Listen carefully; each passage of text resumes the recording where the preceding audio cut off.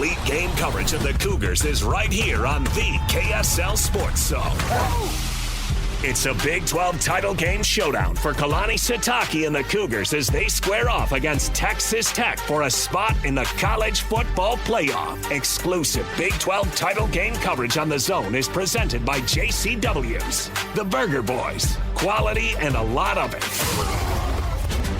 You're listening to Jake Scott and Ben Anderson on 97.5, the KSL Sports Zone. Jake and Ben, 97.5, the KSL Sports Zone. Get the best blankets and gifts ever and save 50% this season with promo code ZONE50 at Minky Couture. Shop online at minkycouture.com or visit any of our 6 locations. That's Minky Couture. All right, Ben, to pay off this tease, and then we can get to the game, and we may have some new Big 12 news. But I think we have a new candidate for best cheap shot in state history. Oh, okay. Now, we kind of have to think about it for a second to establish what the current champion is. I don't have to think about it, but okay. What is it? Waylon Lapuaho? Was it that? Yeah, punching somebody in the groin from behind while they're laying down on a pile is the ultimate cheap shot. Yeah, I'm looking at it right now.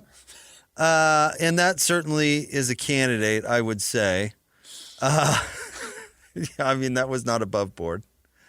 No, it was Louis Lapuaho. Yeah, it was Louis Lapuaho. Pardon me. Who did it against Boise State in 2015. Waylon is on the team currently. Yeah, Louis Lapuaho. Yeah, this was 10 years ago. Okay. And yeah, it's not great. I would also throw in Kai Nakua's sucker punch at the Miami Beach Brawl. Uh-huh. Because at least Louis, I mean, like, Lord knows what goes on at the bottom of a pile, you know what I mean? But it wasn't like a 10-man pile, right? No, but at least it was kind of during the game. You know what I mean? Mm-hmm. Whereas the Miami Beach Brawl was a straight-up brawl. Sure. And he went up behind somebody and punched him in the side of the head. Yep. So I would throw that up for consideration. I could not find an old grainy video about this, but there was a famous play where a Utah State player tackled Chris Maafala by his nether regions. Oh, okay. Decent. That was back in the 90s. So those would be my contenders. Okay.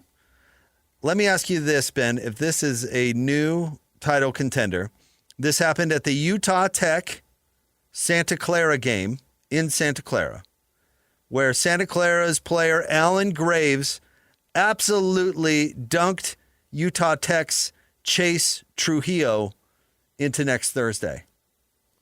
As Graves is running back down the court, and running isn't, he's kind of bouncing and yelling and celebrating. Trujillo punches him right in the side of the face. Oh, no. So I have the video evidence for Ben. If you're curious for yourself, just Google it. It's definitely out there. Let's see here. All right. Got it up for Ben. Here we go. Guy comes down. Big dunk.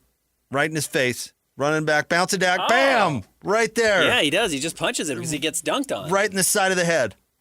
You want to see it again?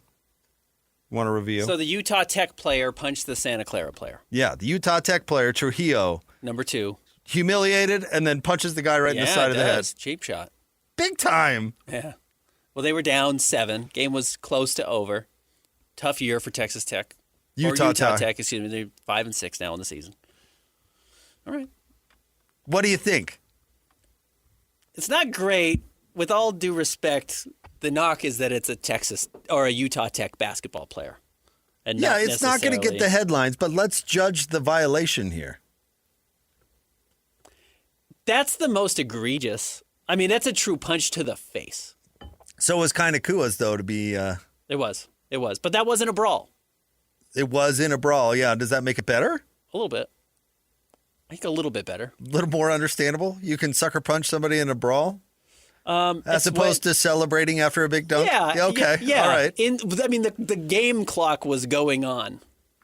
Christian, have you seen this video? Do you want to weigh in? Watched it this morning. You know, I better hold my tongue. Utah Tech has a pretty heated rivalry with SUU. Oh, whatever. So. Come on. Is this worse than Kai Nakua or Louis Lapuaho? There have been some famous slaps and punches. Nick Emery punched. It's reminiscent of a Meta World Peace. Brandon Taylor at Utah. Oh, yeah, I was at that game.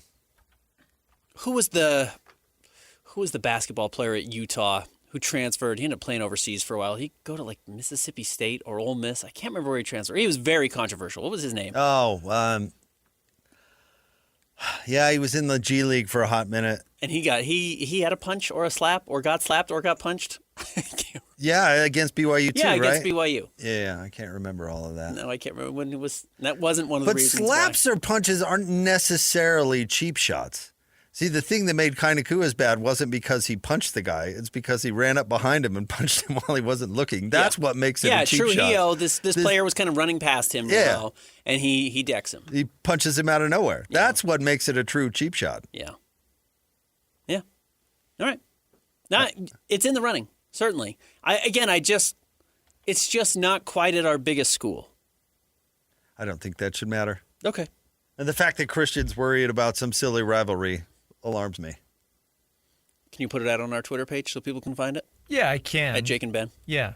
I just don't have anything nice to say. So I'd like to know the That's other. not how this job works. I'd like to know Marshall Henderson. How radio works. Marshall Henderson. Thank was the you. name, and I'd like to know what other candidates were missing. The What you Louis got one Wednesday? stands out. The Kainakua one stands out. I remember the Utah State one from back in the day, even though I can't find the video of it. Marshall Henderson threw the punch. Well, that's not a surprise. Yeah. He's rough. Whoops. Played with some fire.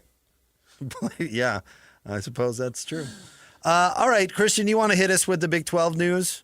Yeah, they are releasing their conference awards. Kalani Sitake has won Big 12 Coach of the Year.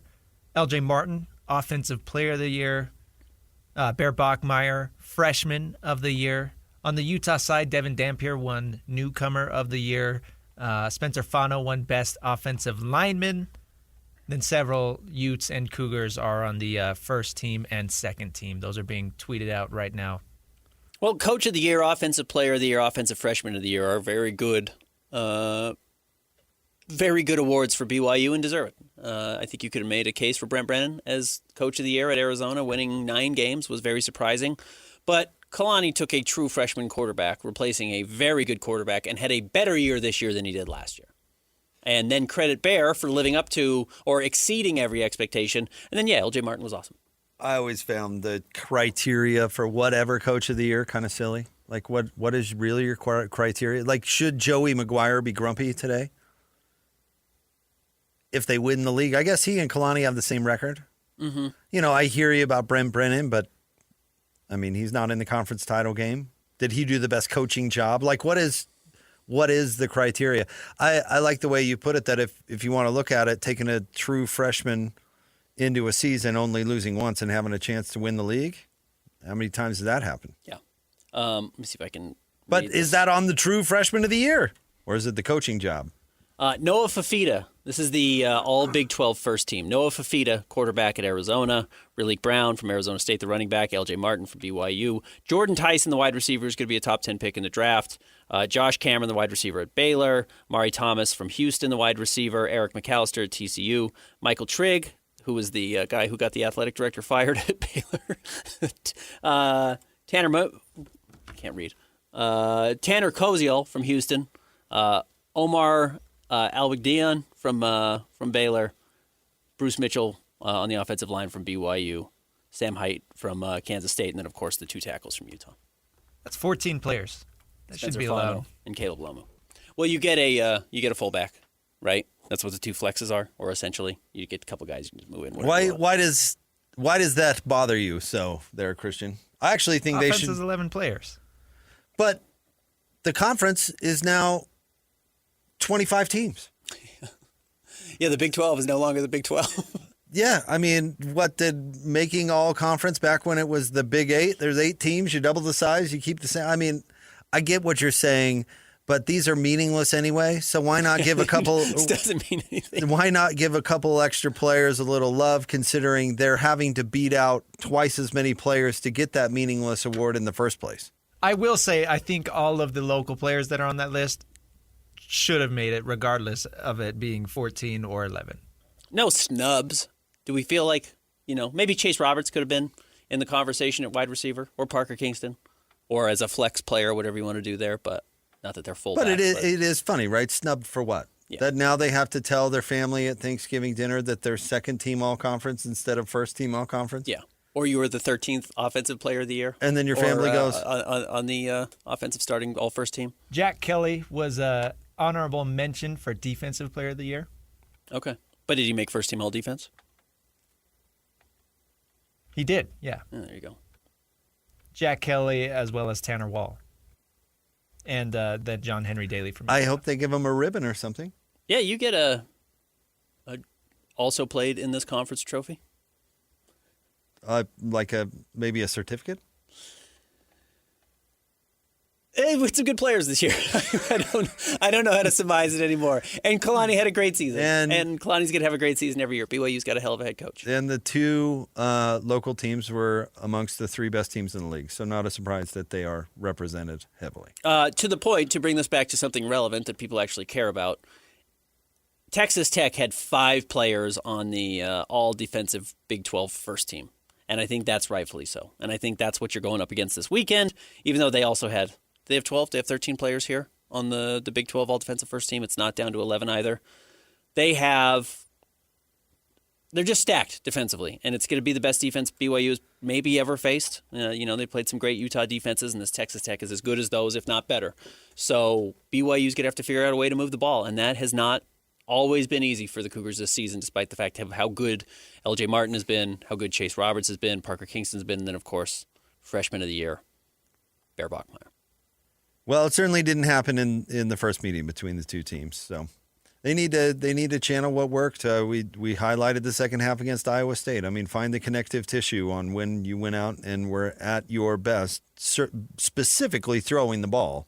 And that's what you've got to go out there and do. And they say that they have all the confidence in the world in the freshman quarterback. Well, now's the time to prove it. Yeah, well, again, what do you have to lose? You're not going to back your way in. You're not going to lose to Texas Tech and make the college football playoff. As ridiculous as that is, it is true. I think even if you lose this game 24-23, I think they keep you out. Because they want to. Because they are doing exactly what they want, which is getting a bunch of SEC schools and Big Ten schools, and then whoever has to fill in the rest, plus Notre Dame, gets to fill in the rest. Well, plus Notre Dame isn't an automatic. I mean, it's funny. No, it's not. But if you're splitting hairs here of who you're going to pick, they will pick Notre Dame. A, Notre Dame's ranked above BYU right now, and B, Notre Dame's a bigger name. Or they'll pick Miami. Yeah. Because Miami beat Notre Dame. Mm-hmm. And so they'll have to figure out a way to twist the logic, but none of the logic twisting has anything to do with BYU. So it is. They don't have anything to lose. I agree. So game plan like it and go out and take it to them. Does BYU have the wild card player that can come out here and change this game?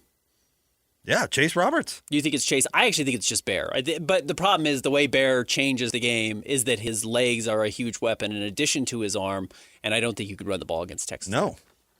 He didn't run it the first time, and they had a spy on him the whole game, and yeah. But in fact, Bear didn't really run the same way he ran post-Texas Tech because they put the game plan out on how to stop him from doing what was so effective for the first part of the season. It's actually pretty amazing that it took that long. So, no, it's not going to have anything to do with his legs, and it's going to have everything to do. He's going to have to make quick, high-pressure throws and do them accurately. But if he does, he's got to have somebody go make a play because I don't think it's going to be the Ben Roethlisberger stand back there for a half an hour and let your guy run all the way down the field and then you throw it to him. I don't think that's how it works. No, that's not going to be the case. And you're right. I actually think the way BYU's been most dangerous this season is when Bear has been able to use his legs. And you think of, the miraculous touchdown he had against Utah where he's dragging guys into the end zone with him and guys are bouncing off of him. That has been a major plus for them, but you're right, Texas Tech does not allow that. And if you're not that dynamic, then how do you get that extra disarm element to your offense? That's what he has to do. Yeah, so the receivers have to go out there and they have to make big plays. Yep. And so I do. I think it's the receiving core. You can throw the tight ends in there, but they're going to need skill position players to I hate these stupid cliches, but make plays in space, But you know what? That's what they've done.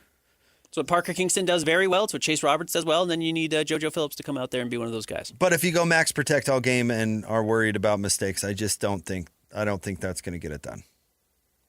It's an uphill battle for BYU. I maintain that throughout. We've known this is probably going to be the game for a month now. even when these two teams played, we figured they'd probably meet one another again in the conference championship game, and here they are. And I don't know if enough has changed for me to think BYU is going to see a dramatically different result. I don't think they're going to get shut out for the first 3.5 quarters of the game like they did in game one. And I do think having at least 40,000 BYU fans at this game, if not more, is going to be a huge plus. And it is sold out for what they've set the record, right? The last record was 86,000. So it's going to be close to 90 with standing room and whatever you can pack people in there. I'm curious to see what this looks like and how that balances, but Texas Tech hasn't cared about going and playing in other stadiums. They went and played at a Ruckus Rice-Eccles Stadium and destroyed Utah. Well, destroyed them in the fourth quarter and really limited Utah's ability to move the ball at all before that.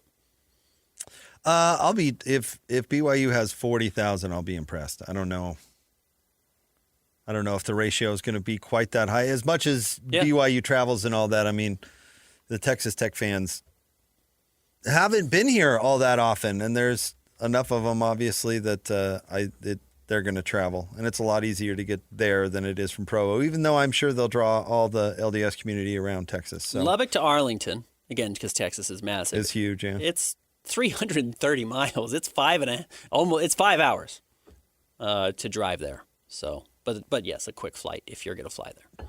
Still closer than Provo. Still closer than Provo, absolutely. But BYU hasn't been here in a long time either. So if you were going to go support them, and AT&T Stadium has the ability to fit, I mean, it's sold out, so not everybody, but as many people as they can. It's going to be a great ticket. This is going to be a very fun game. I'm excited for this. 10 a.m. is awesome. It's going to be right there on ABC. It's going to be kind of the game that kicks off the entire weekend. Everyone's excited for it, and you have to win. All of our Big 12 championship. Is it safe to say this is a must-win? All of our Big 12 championship game coverage brought to you by JCW's The Burger Boys, quality and a lot of it. Real quick. Thanks, man. Real quick, can we play? Well, I get in trouble every time I say a game's a must-win. It's a little bit Peter and the Wolf. I just don't know when I can actually say it now. Well, when it applies to the point you're trying to make. Does it now? Must win to make the playoffs? I guess technically no. But I would allow it in this circumstance because I don't have any faith in the playoff committee to make the right decision. We play a quick game because we've got Keith Smith coming up next, one of our favorite NBA insiders. But I've got a kind of a guessing game for you. Ben, here are the list of coaches that have passed on Penn State. You ready? Let's hear it. Matt Rule to stay at Nebraska. Kalani Sitake to stay at BYU. Kurt Signetti to stay at Indiana. Mike Elko to stay at Texas A&M. Eric Drinkwitz to stay at Mizzou. Clark Lee staying at Vandy. Jeff Brom staying at Louisville. And Bob Chesney, who passed on the job for UCLA for some reason. I think he thought that they were going to hire Kalani. Otherwise, he should have taken the Penn State job. Okay, he went quick. Out of all that list, can you guess the total, and this is estimated, the total amount of money in extensions to those coaches? It's got to be like $600 million. Not quite. 500? $370 million. That's a lot. Estimated. So I guess it could be more. I mean, how many guys did you just talk about? Let's see. 1, 2, 3, 4, 5, 6, 7, 8. 8? Yeah, I guess that makes sense. 8, and they're all making probably on average $6 million, at least. Kalani's making 9. So, yeah. Oh, well, Signetti's making over 10. I mean, there's Vandy's now making over 10, right? Probably pretty close. Probably in the same. I don't know what Nebraska's paying these days. Texas A&M, Mike Elko probably negotiated a healthy extension just based on his own season, let alone Penn State's interest. Probably up over 10. Is that just extension money, or is that the total contract? It's got to be total contract. I would think so, yeah. That's a ton. No, Penn State has blown this. They had to get Kalani. They put all their chips on the Kalani pile. And again, we don't know if Kalani would have worked out. We don't know whoever the next person they hire is, if they're going to work out. Maybe they will. Maybe they end up with the right situation instead of hiring Kalani. But it's going to be interesting to see which direction this thing heads. Because now they've missed signing day, and you've got to figure out how this is going to look. They've got a recruiting class in the hundreds, because nobody signed there yesterday. Because they don't have a coach. They don't have a coach. They haven't had a coach for a while. I mean, I don't know if they put all the eggs in Kalani's basket. I'm not sure. I'm not close enough to know the inner workings of Penn State. I do know that they've been contacting all these coaches for months now, and they can't get somebody. I mean, that's They the were whole. one of the first openings. Yeah, it's the whole point in firing your coach. Why so they early. fired That's him when why they did. you do it. Yeah. So if they did put all their eggs in Kalani's basket this late in the game, well, then they're really foolish. So I don't know. I bet they're going to end up sticking with Terry Smith, who's their interim coach, next year. Or they could, and he finished the season pretty strong. He didn't lose to UCLA, credit him. That was James Franklin. But they may go another year with him and then hope to hit up the next cycle. I can see that. By the way, our guy Garrett snap talked in, said Texas Tech's largest alumni base is in Dallas-Fort Worth, over 50K. So Yeah, makes sense. yeah, makes a lot of sense.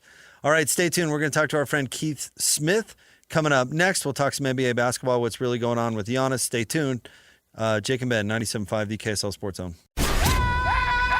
The sports you love, the teams you can't live without. Get a sense of urgency! This is Jake Scott and Ben Anderson on 97.5, the KSL Sports Zone. Jake and Ben, 97.5, the KSL Sports Zone. Jake Scott, Ben Anderson. We're going to talk some NBA basketball with our friend Keith Smith of Sportrac coming up here in a moment. Sportrac, right? Yep. That's one of those words I always read in my brain differently than I know how it is. We have this conversation with them every Spotrac. time. Christian, you need to go back and listen right No, now. Spotrac is right, now that we say that. No, that happened to me with all the Lord of the Rings books, where I read all the names differently in my brain, and then Who's Gimli? I thought his name was Gimli the whole time. see the movie. It's like, The heck? whoa, I was way off on that. Aragorn? Oh man. Yeah.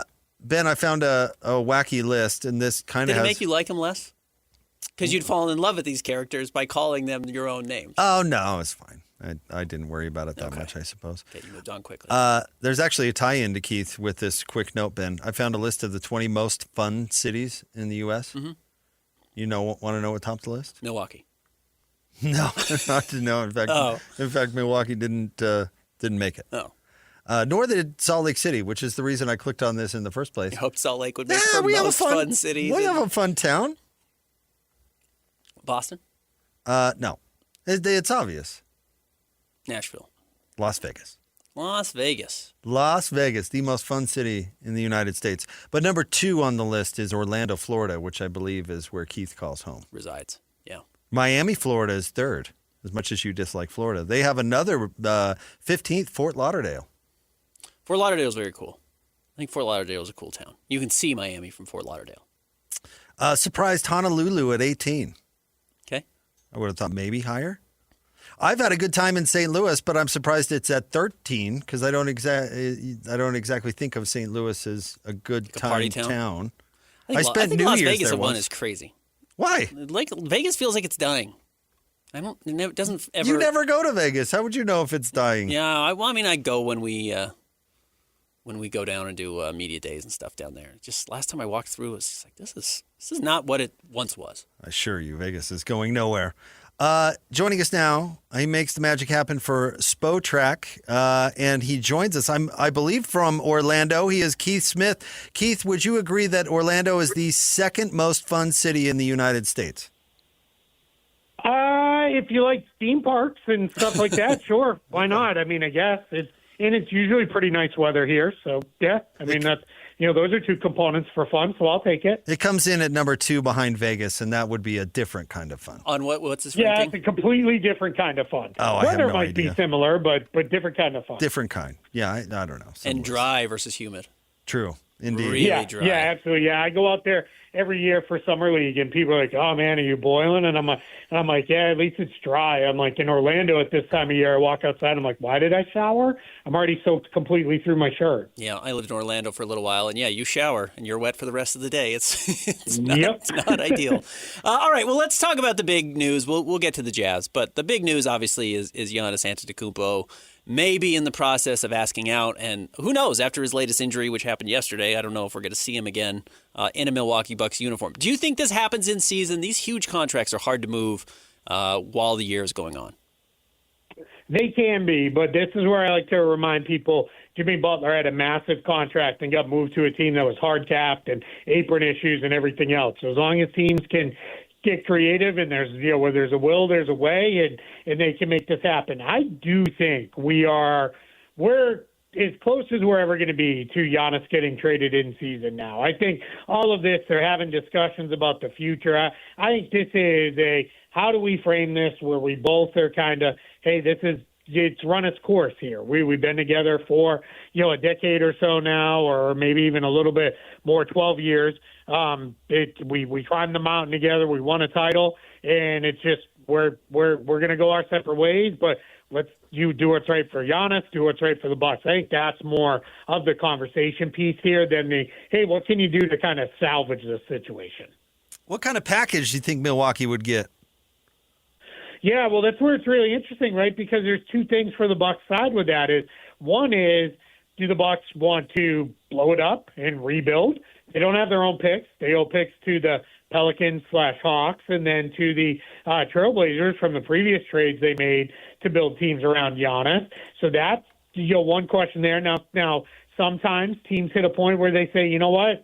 The picks are gone. They are what they are. It's best for us to fully rebuild. Let's get young talent. We'll get some other draft picks, and we'll move it forward. So you could go that way, or do they want a win now package where it is, hey, give us some guys who are pretty good, and they can kind of help maybe we stay around the playoffs and those kind of things. That's the decision. And then it also comes down to, does Giannis kind of try to force an issue and say, I want to be on Team X. That's where I want to go. And does that limit the trade market? That's, again, I think that's part of probably what's being discussed right now is, all right, hey, how do we make this mutually beneficial for both of us? The Hawks are interesting, owning some of the Bucks picks and then also having their own star in Trae Young, who they'd be interested in moving, or seems like right now they should be interested in moving. Plus, they've got a bunch of young talent, and yeah, being able to give the Bucks back some of their picks has to be appetizing for both sides. Yeah, absolutely. I mean, if you did a deal with the Hawks, just taking players out of it, and you got back that pick, if you're the Bucks, if you kind of continue as a lottery team, you could have 2 lottery picks in this draft, which is an absolutely loaded draft class full of really good players, and you could really be setting yourself up to move forward very quickly here. They also have, the Hawks have Kristaps Porzingis, $30.7 million expiring contract. They are not bound by any kind of hard cap that really matters for them. They've got more than enough wiggle room under a first apron hard cap that they've triggered to make moves, to do things. So I think they're in a place where they become really interesting because, like you said, you could deliver draft capital, you could deliver a star if they wanted Trae Young. If they didn't want Trae Young, you build something based around Porzingis. And you're coming back with a Giannis, still a bunch of talent. And if I'm the Bucks, I get picks, I get a player, I get maybe some expiring salary, I get Zachary Risachet. I feel pretty good about that. That they're a really interesting trade partner. But the big thing would be, does Giannis want to be in Atlanta? Is he going to sign there long term? And that's part of the backroom conversations that are going to be happening between these front offices and Giannis's reps here over the next few weeks. If you were Austin Ainge running the Jazz, would you look to be adding or subtracting before the trade deadline? Yeah, that's a tough one. It's funny. I was just having this conversation with someone else this morning where I said, people still have this perception, I think, of the Western Conference of, well, if you're under 500, you have no chance of being anything. And it's, that's not how it is this year. The West is nowhere near as deep as it used to be. I mean, I think as it stands right now, the Jazz are only a couple games out of being in one of the hosting play-in tournament games. So they're in a spot where, yeah, I think you could, if it was the right kind of move. I'm not pushing all my chips in and going and getting somebody unless I really believe this is a long-term, multi-year guy for us. But I'm also not going to be upset if they say, all right, let's go get some guys that can help us push forward. We think, a good step forward is be a playoff team this year, and then we'll be even better the year after that. We'll still have flexibility, still have all this young talent. We can kind of go forward. And then if they decide, all right, it's just not the right year, the best thing for us is to kind of pull the rug out again, bottom this thing out, keep our pick because it's top 8 protected. Let's keep that pick that extinguishes that obligation fully. Maybe that is the best way to go. I think the good news for the Jazz is they have some flexibility, but I think we're starting to near the end of the light. There's light at the end of the tunnel where it is we're no longer in this.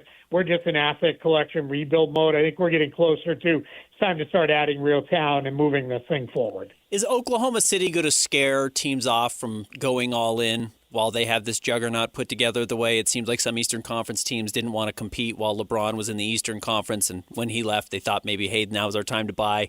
Are the Thunder going to scare teams off of trying to improve too dramatically?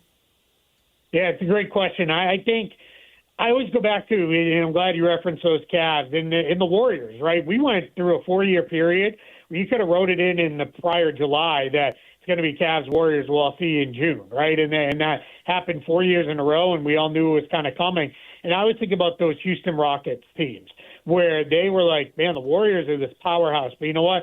We're going to go for it. We're going to try to challenge them. They're going to beat us. They're going to have to beat us. And they got close a couple times taking down the Warriors. In the East, you had the Celtics kind of say, all right, you know what? We're starting to build this thing up. We're not going to shy away. We'll go add some guys when we think it's the right time. And they went out and added Al Horford. They went out and added Gordon Hayward. That didn't go well, but they still made the move. You had Miami kind of say, we're still going to try to build this up to try to push after, LeBron was with the Cavs. So I think that's a long way of saying I don't think teams are going to be super scared. I think teams are respectful of the Thunder. I think everybody, would be lying to you if they said they're not absolutely the prohibitive favorite to repeat. But I think they look at it and say, Denver pushed them to 7 games. The Pacers pushed them to 7 games. If there was a bad shooting game in that series or something goes a little bit different in Game 7, maybe they're not the champs, and maybe things do go a little bit different. So I do think teams will go after it because you don't make the NBA at any level, player, coach, or general manager, without being supremely confident in your ability to build a winner. Two-part question, but it's certainly related. What do you think of the Clippers stinking up the league, and why cut Chris Paul in the middle of the night? Yeah, it's for the first part. I'm Charlie Brown with Lucy holding the football with the Clippers. I mean, they get me every year. Like I got to quit them, and I don't know, what it says about me that I keep looking at them like, man, they're loaded with talent. They're gonna figure this thing out, and then every year they seem to be a little disappointing. Despite last year when they're actually probably one of the more fun groups that they've had that's overachieved to what we thought. As far as the Chris Paul part goes, it's not a good look. It's especially with all the reporting of Chris Paul was trying to hold people accountable. Well, you should be held accountable. You stink. You're underachieving. You're 6-16, and that's after a win last night. And I know Lawrence Frank in his statement, and then in his conversation with the media, is like, hey, we're not putting this on Chris Paul. But then you can't be mad that Chris Paul was like, hey, we're not doing the things we need to be doing. And I think with them, they looked at it and said, you know what? The juice is just not worth the squeeze here anymore. Chris Paul he's not as productive for us to put up with this. He's making, us unhappy. He's making the coaches unhappy. He's making the other players unhappy. We just got to move on and go in a different direction. We're not good enough, nor is he good enough to put up with this right now. And that's a little sad that that's the way it's kind of playing out here for Chris Paul and what looks like it's going to be his last season. There are a lot of disappointing teams, I think, this season, Clippers among them, that we're talking about. Is anyone more disappointing right now than the Cleveland Cavaliers? I would say the Clippers are, just because they are absolutely awful. But, yeah, I mean, the Cavs are down in the play-in range right now. And I said coming into the season, I didn't think the Cavs and the Knicks were going to push overly hard in the regular season because I think they were kind of in their arc as a team where it is, hey, we've done the thing of win a whole bunch of regular season games. It hasn't gotten us to an NBA Finals yet. Never mind win a title. So I think we'll be good, but if we finish behind Detroit or Orlando or Atlanta, it is what it is. We're not going to worry about it too much. And then when you looked at the Cavs, though, you kind of took a little bit of a laissez-faire approach. Then you had a bunch of injuries on top of it. And all of a sudden you're looking at a team that's like, we don't want to be in the play-in tournament. Because when you're down in the play-in tournament, all it takes is a bad shooting night, and all of a sudden your season is over. And you're like, wait, what happened? We were supposed to be a title contender, and now we're done in the middle of April. So I do think as they get a little healthier, we'll see them push, but it's kind of unfortunate they put themselves in a position to have to push at all because they are starting to fall and lag behind some of these other teams, and they don't want to be down there in the playing range. So, yeah, absolutely fair to call them disappointing. Think the Lakers are for real? Ish. I did some of the things with the Lakers, if you look at some of their kind of underlying metrics, are not very good. They don't really blow teams out when they've lost. they've tended to get blown out. They're very, heavily dependent on, three guys offensively and Luka, Reeves, and LeBron. So there's some stuff. But again, it's Luka, Reeves, and LeBron. Those are three really, really good players. And I think they're going to go into any game feeling like, hey, we have a chance because Luka can win a game all by himself. Austin Reeves is starting to approach that. And he's not LeBron all caps, but he's LeBron still. He's still, somebody you have to respect. But I do think, they're nowhere near the Thunder. They're not even on their realm as a team. And I think they're behind Denver, Houston. Even if they're ahead of them in the standings, I would not favor them to beat those teams in a playoff series. I think those teams are enough better. But maybe they've got another move in them. We'll see. They've got some tradable salary. So, we'll see what it looks like. If they could do something else, that will make me believe in them a lot more. Keith, I get the feeling that there are 7 teams that were at the top of last year's draft who wouldn't trade their own player for the other player that's also playing great out of this class. Would Con Knipple be on the trade board for VJ Edgecombe? And, the Jazz probably wouldn't move Ace Bailey for those guys right now either. This is just a very, very good rookie class that seems like it's going to permeate throughout the NBA for the next decade. Yeah, absolutely is. I mean, there was all this talk coming into last college season about Cooper Flagg, Ace Bailey, and Dylan Harper. And, you had even people convincing themselves like Harper or Bailey over Flagg. And I was a Flagg guy from the beginning because I saw him play a lot at Montverde Academy down the road from me here in Orlando. And I was, super high on his ability as a player. But I liked Bailey a lot. I had Ace Bailey number 3 on my board behind Dylan Harper when it all settled. But I think you're absolutely right. I think the emergence of Edgecombe and Con Knipple have been really good. There's some guys playing even further down in the draft that are starting to show some stuff. I think this is a really good draft class.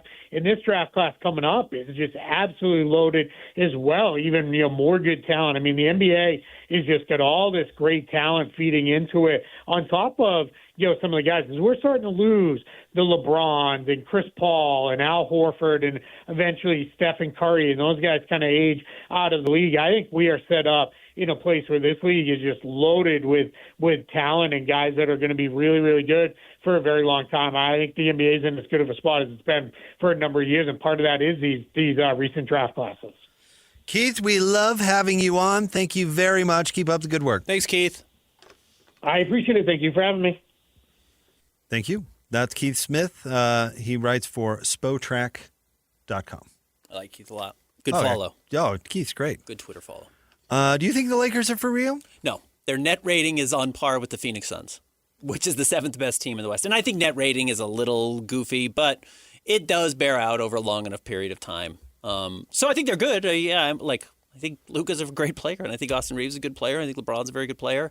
But, when push comes to shove, can you count on DeAndre Ayton to win you a playoff series? The reason they couldn't get anywhere in the playoffs last year is because they didn't have anyone to stop Rudy Gobert. And everyone loves Rudy. We know how good Rudy can be, but not Rudy because he can score 20 points a game, and they ran into that. So everything they did awesome. They couldn't slow Rudy or Julius Randle. It's DeAndre Ayton's not stopping that. Did you see any of, and not that you'd watch some random one-off Laker game, and I suppose I didn't watch this entire game either, but did you see that the Lakers did lose to Phoenix the other day by 30 points? A lot, yeah. And that game and what happened after is why I doubt the Lakers. One, LeBron spent a bunch of energy to continue the 10-point streak, which seems arbitrary, ridiculous. Yeah. And then, kind of got into it with the coach, with the old sommelier. But after the game, so Luka had 9 turnovers in that game. 9. And he was asked about not getting other players going. And in his answer, he said, well, I was able to score 40 points. He mentioned that. Now he's trying to say I wasn't able to get the other things in my game going. That was kind of his point. But it wasn't lost on me that he's like, well, I scored 40. Yeah. Well, what do you want from me? Yeah, what do you want from me? I scored 40. Right. I mean, I did enough for this team to win. I just, that is why I don't believe in the Lakers. I don't believe in the Lakers. I don't believe in the Cavs either. They lost a lot in the offseason. And this is exactly what happens. Again, you get very expensive. They really went all in 1 year. It's what we were talking about a couple of segments ago with the Oklahoma City Thunder. You can't go all in 4 years in a row. You just get a little bit worse every year is the truth. Now, the Thunder because they have so many young players, you can resign those guys. You can go over the cap to resign them. They have draft assets coming out there a year still. They Right. have 4 first-round picks as Right. it stands right now And you in need- this upcoming draft. And you do need to hit on them. Like they have hit extraordinarily well, and if they keep hitting, they're going to stay relevant. Now, are any of those picks going to be as good as Jalen Williams or Chet Holmgren or Shea Gilgeous-Alexander? Probably not. But yes, they have the best chance to sustain this. Everyone else is going to fall off around them, to the point. The Cavaliers were one of the best offenses we've ever seen. How many games did the Cavs win last year? It was like 67. It was crazy. It's like one of the great seasons of all time. This year they're 13-10. They can't win on the road. They're going to fall apart. All right, we wrap up the show. Coming up next, Jake and Ben, 97.5, the KSL Sports Zone. Who's got it better than us? Your home for the best sports coverage in Utah. You're listening to Jake Scott and Ben Anderson on 97.5, the KSL Sports Zone. Two amigos on the airways, talking sports. They got him Matrix and also loves his tie-dye. Ben's got style with his scarves. Oh my.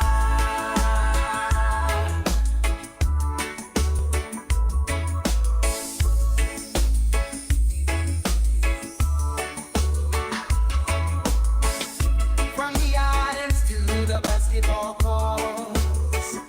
Jake and Ben, 97.5, the KSL Sports Zone. This segment brought to you by Peach Doors and Windows. Amazing home transformations begin with Peach, where 5-star reviews are the norm. Call them today for your free in-home estimate, 801-566-1255, Peach Doors and Windows. Ben, you're not really a tattoo guy, but would you get your beloved's name tattooed somewhere? If she asked you to, if she said, Ben, this would really mean a lot to me, would you do it? It's probably a bad idea. So that's a no. It's probably a no. I bet Christian's got his wife tattooed on him already. Yeah. No? Yeah, you want to see? Not really. Just kidding. Get the I cameras don't. out. No, I don't. If she asked you to, would you? Probably not a name. Maybe like a, Her logo. yeah, her logo, yeah. Now, let me ask you this. If you had already been divorced and were giving it another go, then would you get that a tattoo Yeah, I think you have to. at that point? I bring this up because J-Lo is getting her Ben Affleck tattoo removed. But I think that was a bold move considering that their marriage had already failed when they gave it another go. This time it's for real. This time it's going to work. And you know how I know? Got it inked on me. Yeah. This'll make, No going back next now. time I realize I hate you, I'll look at my tattoo and realize actually I don't hate you. The tattoo will remind me.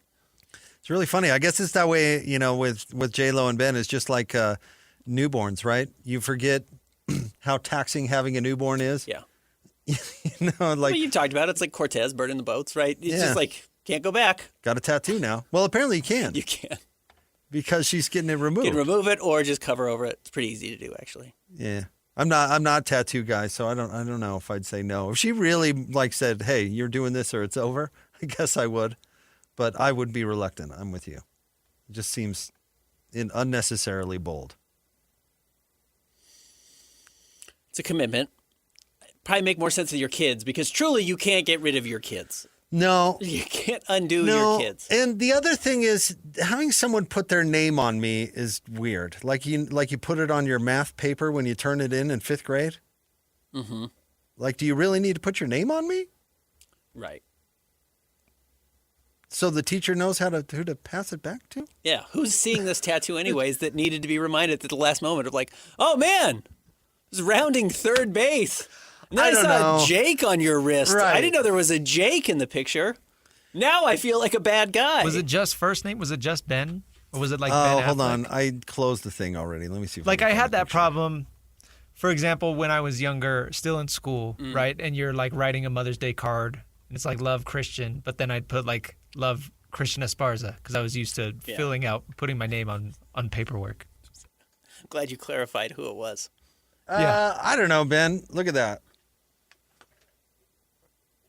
It's not like This his is a name. It's like horrendous tattoo. It's like a tribute tattoo. On her ribs. Yeah, it looks like it was. Horrendous tattoo. It probably hurt to get. Probably hurts worse to take off, right? All right. Well, she hasn't really been lucky in love. Maybe she tried the tattoo thing because Maybe that's what was wrong about all of her previous relationships. she didn't tattoo it. Yeah, I buy it. like the whole A-Rod thing didn't work out because She didn't get an A-Rod tattoo. No. Get a big Yankees tattoo or something. By the way, she was not his type. If you know, you know. That was just destined not to work. She was not A-Rod's type? No. Who does A-Rod like? Short, masculine women.